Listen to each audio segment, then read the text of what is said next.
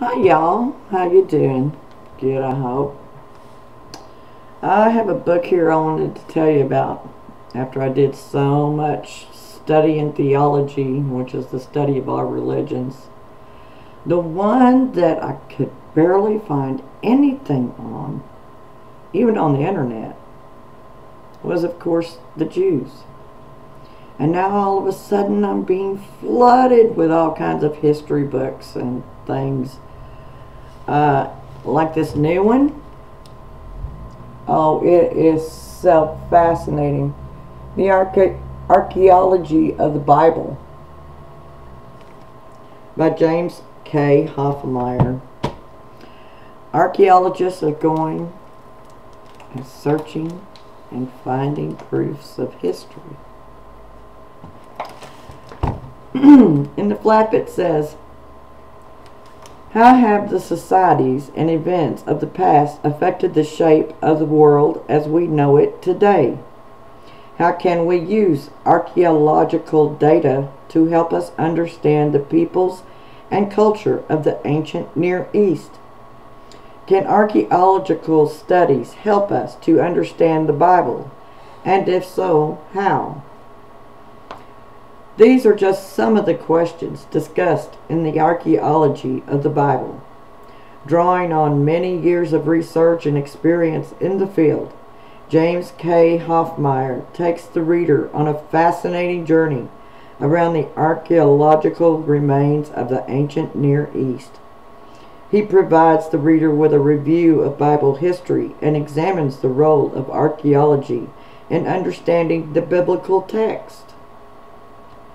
Beginning with Genesis and the origins of the world, the archaeology of the Bible follows the Bible narrative right through to the early churches of Revelation.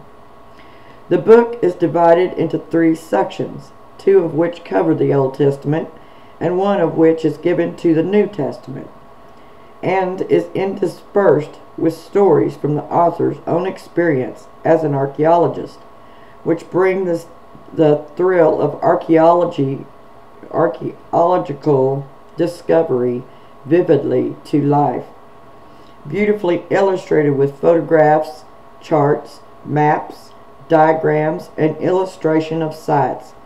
This is a book for anyone interested in learning more about the societies and events of the ancient Near East and how they affect our understanding of the Bible. And there's just a couple of sections in here I wanted to tell you about. You know, I've always had this bit of outrage about a bull. This talks about it. The Northern Kingdom of Israel, 931 through 722 BC. The share of Israel controlled by Jeroboam was larger, including the territory of the Transjordanian tribes, and had every economical advantage over Judah. It had the best agricultural lands, such as the Jezreel Valley around Megiddo, and had direct contact with the Phoenicians for trade. Jeroboam established Shechem as his capital, with a second one at Peniel, east of the Jordan River. 1 Kings 12:25. But Jeroboam lacked a national religious center, and initially the Israelites continued to go to Jerusalem and Judah for the annual religious festivals. Jeroboam recognized that religious loyalties to Jerusalem might result in a political return to the house of David. 1 Kings 12:26 through 27. So he established 2 alternative shrines at Bethel in the south and Dan in the north. He erected golden calves as cult objects, apparently using Canaanite imagery to represent Israel's God. A small silver bull calf was recently discovered in a clay shrine at the site of Ashkelon. Although the Bible does not provide the dimensions of these bovine statues, they were probably considerably larger than the Ashkelon cultic calf. When announcing the establishment of the new religious centers, Jeroboam declared, "Here are your gods, O Israel, who brought you up out of Egypt." 1 Kings 12:28. These words echo those of Aaron the priest, who made a golden calf at Sinai while Moses was on the mountain receiving the law. Exodus 32:4. So in his apostasy, Jeroboam was seeking a religious precedent, even if it was an infamous one. Secondly, in selecting Bethel as a location, the new king could point back to God's appearance to the patriarch Jacob, who had a visionary dream there in which God promised him and his descendants the land of Canaan. As a consequence, Jacob named the place Bethel, meaning house of God, Genesis 28:19, and early on it became a place of religious pilgrimage, Judges 4:5 and 20:18. The limited excavations at Bethel, thought to be Bethel, have not produced the cult area of the city, although based on the biblical evidence, it flourished until the religious reforms of Joshua 640 to 609 BC, when it was probably destroyed. 2 Kings 23:4 through 14. At the site of Tel El-Kadi, or Dan, on the other hand, Jeroboam's sanctuary and high place was uncovered in the 1970s and 1980s. It functioned from the late 10th century BC to Joshua's day, late 7th century BC, and underwent several building phases in its nearly 3-century history. Made of finely dressed limestone blocks called ashkelars by archaeologists, the high place, Baman in Hebrew, measures 62 feet, 19 in by 62 feet. Although Jeroboam's eyes, original Bama, was smaller. On it there was probably a podium on which the golden calf was set up. 9 steps led up to the top of the high place, which presently stands around 9 feet 9 inches high.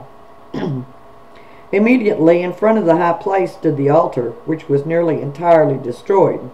But the 5 steps made of smoothly carved stones leading up to the altar have survived, and one of the horn corners had been found.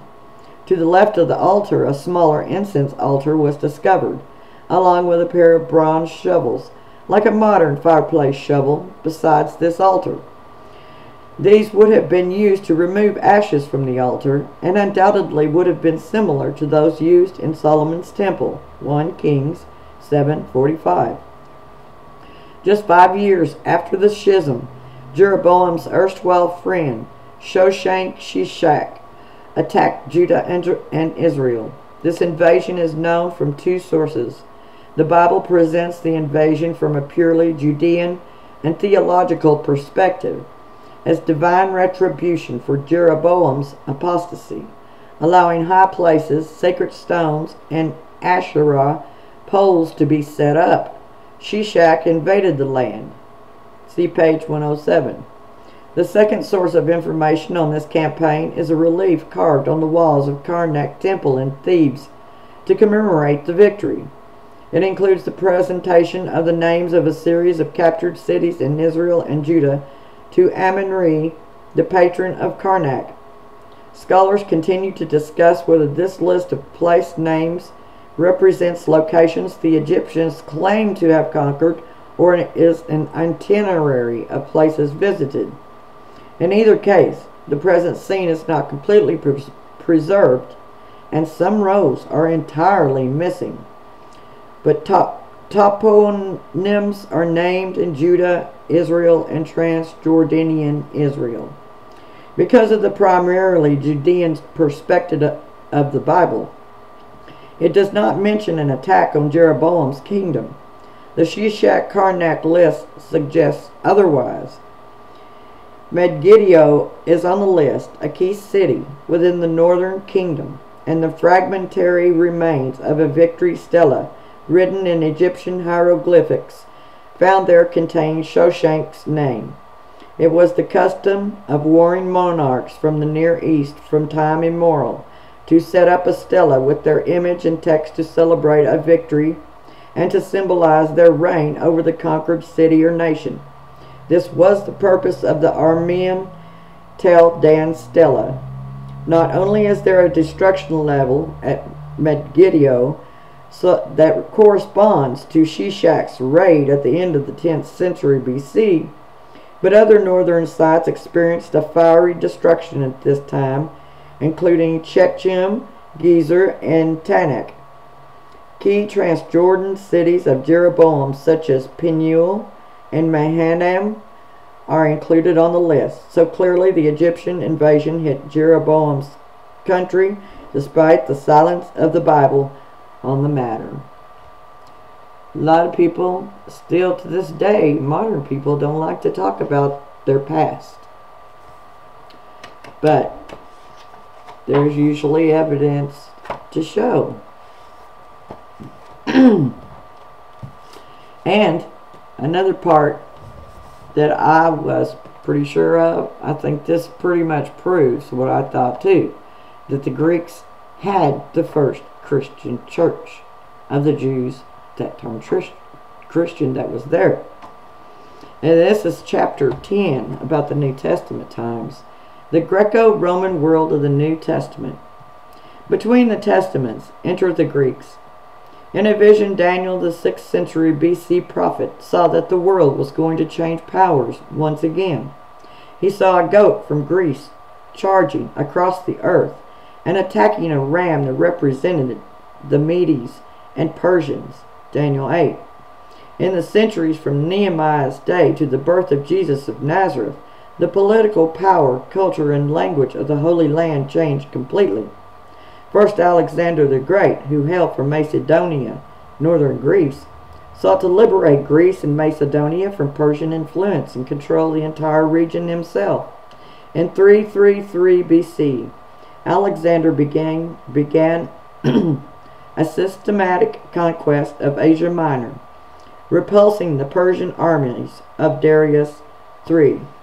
And Persia, by the way, is Iran today. A mosaic panorama discovered in Pompeii near Naples, Italy, portrays a decisive moment in the Battle of Issus in northern Syria. Alexander is shown charging forward as fleeing Darius looks back at the advancing Greeks with panic on his face. After this battle, Alexander marched nearly unopposed down the coast, capturing Palestine and Judea. In 332 BC, he took Egypt almost without a fight. The Egyptians had been under Persian domination, and so the priests of Ammon crowned him as the son of Re, the sun god, and dubbed him Pharaoh. And so he is portrayed in temples and shrines he commissioned in Egypt. While in Egypt, he began to build a city named after him, Alexandria. For centuries thereafter, Alexandria was Egypt's principal city, a port that was home to Pharaoh's lighthouse, one of the 7 wonders of the ancient world, and the city of Cleopatra and Mark Antony. In 331 BC, Alexander scored a third major victory against Darius III at Gage-Melia, east of the Tigris River. With Persia completely subdued, Alexander continued east to India. A Greek coin commemorates his campaigns in that region. Alexander is shown on horseback with a lance in his hand, attacking an Indian king excuse me, who tries to flee on an elephant. The city of Kandahar in Afghanistan, which was in the news at the beginning of the new millennium as a former Taliban stronghold, was founded by Alexander and preserves his name. In a decade, Alexander excuse me, and his armies had carved out a massive empire, and he dreamt of uniting the world as a Greek entity. The idea of civilizing the world with a Greek vision of things is called Hellenism. Alexander's vision, however, was cut short in 323 BC by premature death at the age of 33 in Babylon. His kingdom was divided among his top generals, and many battles followed to settle who controlled what area. Antigonus claimed Asia Minor, while to Ptolemy went Egypt and part of Palestine and Judah. Seleucus seized Mesopotamia, with Babylon being the capital. Seleucus built many cities in Syria and Mesopotamia. One of the most important ones was Antioch, named after his father Antiochus. Located in present-day Turkey, the modern name is Antakya, which preserves the ancient Greek name. A large community of Jews settled there, having been attracted by Seleucus' offer of citizenship. In Antioch, the name Christian was first applied to Jews who had embraced Jesus as Messiah or Christ. Acts 11:26. In the centuries between the end of the Old Testament and the beginning of the New Testament, 420 to 4/5 BC, there were numerous military clashes between the Ptolemies and Seleucids, with the Jews often getting caught in the middle as power shifted between Egypt and Syria. Despite these problems, Alexander's vision of a Hellenistic world succeeded.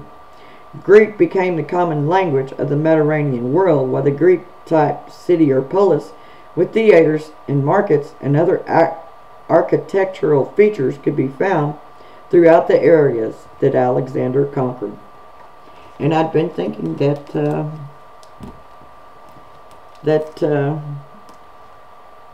Greek had the first Church of Christ,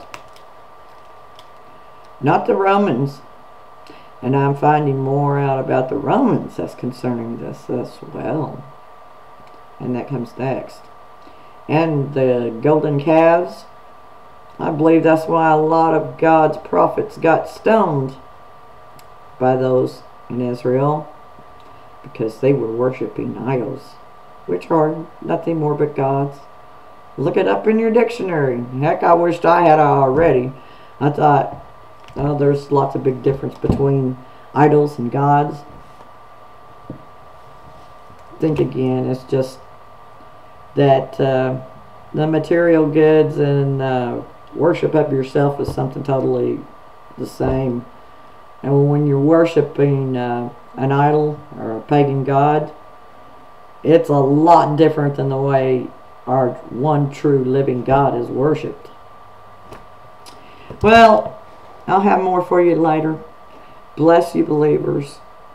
May you have the best. And prayers for the wicked. May their eyes be opened as well as their ears, so they can repent and save their souls. Have a great day or night, wherever you are.